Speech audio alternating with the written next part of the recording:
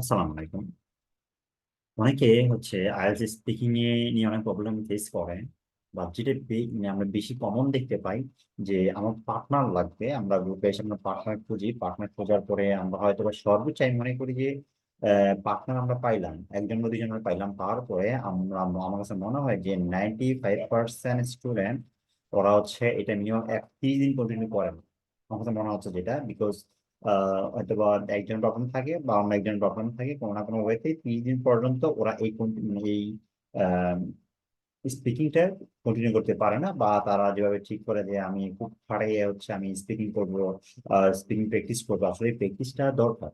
আর যারা কাছাকাছি থাকেন বা একসাথে থাকেন বা এক রুমে থাকেন বা ফ্রেন্ড সার্কেল হলে বা এক রুমে থাকেন, তাদের জন্য একটু সুবিধা হয়, বা তারাই মোটামুটি যখন সুযোগ পায় তারা যদি হাইলি ইন্টারেস্টেড থাকে, দেন তারা এটা কন্টিনিউ করতে পারে। আদারওয়াইজ যারা আমি তাকে টোটালি চিনি না, জাস্ট অনলি গ্রুপের মাধ্যমে পরিচয়, আমি পোস্ট করছি আমার একজন স্পিকিং পার্টনার লাগবে, আমি প্র্যাকটিস করতে চাচ্ছি।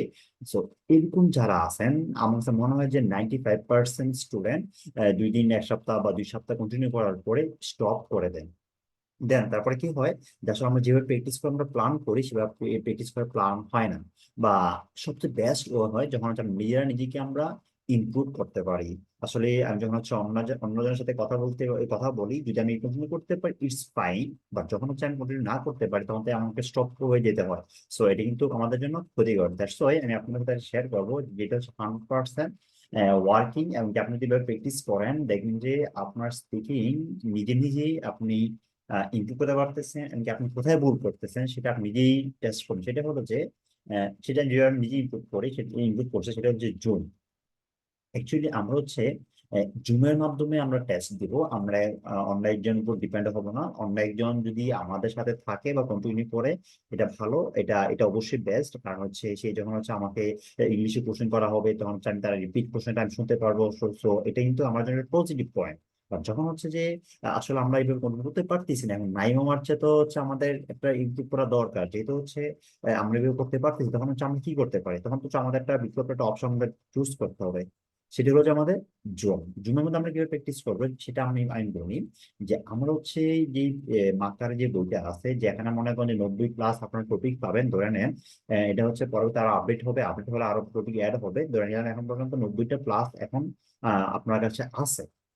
এই যে 90টা প্লাস যে টপিক আছে, এই 90টা কিন্তু আমাদের পড়া লাগবে না। আমরা এই 90টা টপিক কিন্তু আমরা কতটা 6 থেকে 7টা 6টা টপিকের মধ্যে আমরা ভাগ করে নিয়ে আসতে পারি। এই 6টা টপিকের মধ্যে ভাগ করে নিয়ে আসার পরে যে কিউ কাট গুলা থাকে, যে ফলো আপ যে কোশ্চেন গুলা থাকে বা পার্ট ওয়ানের যে কোশ্চেন গুলা থাকে, নিজে নিজে আপনি কোশ্চেন করেন, নিজে নিজে অ্যান্সার দেন। কোশ্চেন কোশ্চেন মানে নিজে নিজে কোশ্চেন। যেমন আপনি কি করবেন, আপনি প্রথমে মাকার একটা কোশ্চেন ওপেন করবেন। কোশ্চেন ওপেন করার পরে এই কোশ্চেনের মধ্যে, আচ্ছা আমি একটা কোশ্চেন ওপেন করি। এই যে মনে করেন আমরা মাত্রার একটা কোশ্চেন নিয়ে আসলাম, কোশ্চেন নিয়ে আসার পরে এখানে যে ফলোইং যে আমাদের কিউকার্ডটা আছে, আমাদের কিউকার্ডটা পড়ে describe a time when you receive money as a gift. So আপনি একটা সময়ে আপনি এক্সপ্লেন করবেন যখন আপনি কি পাইছেন, মানি টাকা পাইছেন গিফট হিসাবে। তারপর এটা কি করছেন, যে হোয়াট ডিড ইউ মানে when did you receive it, আপনি কখন পাইছেন। What did you do with it, আপনি কি করছেন।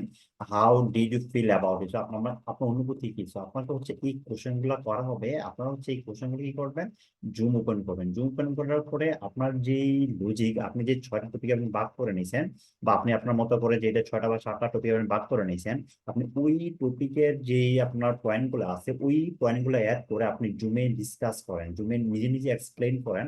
আপনাকে বলা হবে মিনিমাম আপনি মিনিমাম 3 মিনিট এক্সপ্লেইন করবেন, একটু সময় নেবেন 3 থেকে 4 মিনিট একটু এক্সপ্লেইন করেন, বেশি করে একটু বড় করে, যেন আপনি একটু বেশি আইডিয়া জয়েন করতে পারবেন। আসলে 3 মিনিট বেশি দরকার নাই, 3 থেকে 4 মিনিট সর্বোচ্চ, বাট এর বেশি যাওয়া দরকার নেই।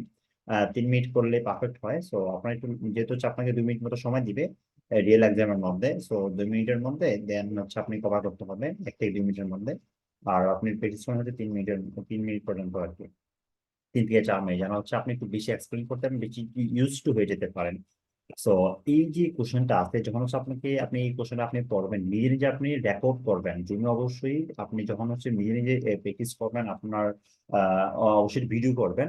মানে ভিডিও বলতে আপনি ফেস শো করাবেন, ফেস শো করার পরে আপনি কিভাবে কথা বলতেছেন, আপনি আও করতেছেন বা করতেছেন, এই যে আমাদের এই সাউন্ড গুলা বা এই আমাদের এক্সট্রা যে আমরা মানে ওয়ার্ড গুলো ইউজ করি, এগুলো কিন্তু আমাদের ইম্প্যাক্ট আমাদের রেজাল্টের মধ্যে। সো এগুলো আপনি এখান থেকে আপনি যখন প্র্যাকটিস করবেন, আপনি যখন এভাবে একটা বা দুটো প্র্যাকটিস করে আপনি নিজে নিজের ভিডিওটা দেখবেন, আপনি সর্বোচ্চ কত মিনিট লাগবে, মনে করেন যেখানে আপনি 4-5 মিনিট দিলেন, আর যেখানে যে ফলো আপ যে কোশ্চেন গুলো আছে, এখানে যেই কোশ্চেন গুলো আছে আপনি সেম কোশ্চেন গুলো আপনি প্র্যাকটিস করেন। বিকজ আইএলটিএস এর মধ্যে কিউ কার্ড যেটা থাকে ওইটার অনুযায়ী কিন্তু ফলো আপ কোশ্চেন গুলো হয়ে থাকে। তো আপনার হচ্ছে এই ফলো আপ কোশ্চেন গুলো প্র্যাকটিস করবেন। এখানে 4টা 5টা 6টা 7টা যতটাই থাকুক না কেন, ডিপেন্ড মানে আপনি সবগুলো প্র্যাকটিস করবেন, প্র্যাকটিস নিজে নিজে আনসার দিবেন, আনসার দেওয়ার পরে আপনি নিজেই রিভিউ দিবেন। এখানে হচ্ছে সবচেয়ে বেশি প্লাস পয়েন্ট, যখন হচ্ছে আপনি আপনার টেস্টটাকে আপনি নিজে দিবেন, আপনি নিজেই বুঝতে পারবেন যে আসলে আপনি কোন লেভেলে আছেন। যদি আপনি মনে করেন যে আমি বুঝতে পারতেছি না আমার লেভেলটা কত, তখন কি করবেন, ইউটিউবে যাবেন। ইউটিউবে গিয়ে আপনার হচ্ছে টেস্ট মানে ইউটিউবে গিয়ে লিখবেন স্পিকিং টেস্ট মানে ব্র্যান্ড 8, ব্র্যান্ড 9, ব্র্যান্ড 7। তো ব্র্যান্ড 7-এর জন্য কিভাবে হচ্ছে একজন স্টুডেন্ট স্পিকিং করতে হয় বিভিন্ন চ্যানেলের মধ্যে আপনার হচ্ছে ইউটিউবে ভিডিও পাবেন, যারা হচ্ছে আইএলটিএস এর মাস্টার বা যারা বস, বিদেশি অনেক আম, যেমন আইএলটিএস অ্যাডভান্টেজ, ওরা হচ্ছে খুব ভালো ভিডিও করে বা হচ্ছে ওরা স্পিকিং টেস্ট নেয়। তারপর হচ্ছে আরো কয়েকটা চ্যানেল আছে যারা হচ্ছে এই যে আইএলটিএস এর স্পিকিং ফিডব্যাক দেয়। যারা হচ্ছে 7 পায়, ওই 7-এর সাথে আপনি কম্পেয়ার করেন, আপনি যদি মনে করেন যে আপনার পায়ের হচ্ছে 7 পয়েন্ট বা 8 পয়েন্ট স্পিকিং এর মধ্যে, আপনি হচ্ছে ওদের ভিডিওগুলো দেখেন। 7 ভিডিও পাওয়ার জন্য কি টাইপের কোশ্চেন ফলো করতে মানে কিভাবে স্পিকিং করতে হয় সেটা আপনি ফলো করবেন। দেন হচ্ছে আপনার তো টার্গেট অবশ্যই 7 না, আপনি ফলো করুন 9। 9 ব্যান্ডের জন্য আপনাকে কি করতে হবে, আপনি সেটা ফলো করুন। সাথে হচ্ছে আপনি যখন স্পিকিং করছেন, স্পিকিং করার সময় আপনি কোন কোন গ্রামারগুলো ভুল করছেন, তারপর হচ্ছে কোন কোন ওয়ার্ড গুলো আপনি ভুল করছেন সেটা আপনি নোট করে রাখবেন। নোট করে আপনি আবার এগেইন সেম এক্সামটা দিবেন। এর হচ্ছে যে আপনি এখানে যেহেতু হচ্ছে আমাদের 6টা বা 7টা আমাদের টপিক আমরা নিয়ে আসতেছি 90 প্লাস টপিকটা। সো আমি মনে করি যে 6টা বা 7টা টপিকের মধ্যে যদি আমরা ডিসকাস করি, আমরা অল পোর্শন আমরা ডিসকাস করতে পারবো। ইভেন আমরা স্পিকিং টেস্টে শুধু একবার না বা কয়েকবার রিভিশন দিয়ে আমরা করতে পারবো। তো জাস্ট হচ্ছে এভাবে হচ্ছে আপনি প্র্যাকটিস করেন। প্র্যাকটিস করার পরে আপনারা কি বলতেছেন, আপনি কি মিস্টেক করছেন সেটা নোট করে আবার এগেন এগুলোকে টাচ করে ইমপ্রুভ করে আপনি আবার জুম অন করেন, আবার হচ্ছে মার্কারের যে কোশ্চেন গুলো আছে সেগুলো ফলো করে আপনি নিজে নিজে এক্সাম দেন। তারপর হচ্ছে দেখবেন যে আপনি কি পরিমাণ ইমপ্রুভ হয়েছে। আপনার কাউকেই লাগবে না যে আমরা একজনকে মানে কল দেবে কি রে তুই ফ্রি আছিস, আমি এখন স্পিকিং করতে চাচ্ছি, ভাবি যাবে।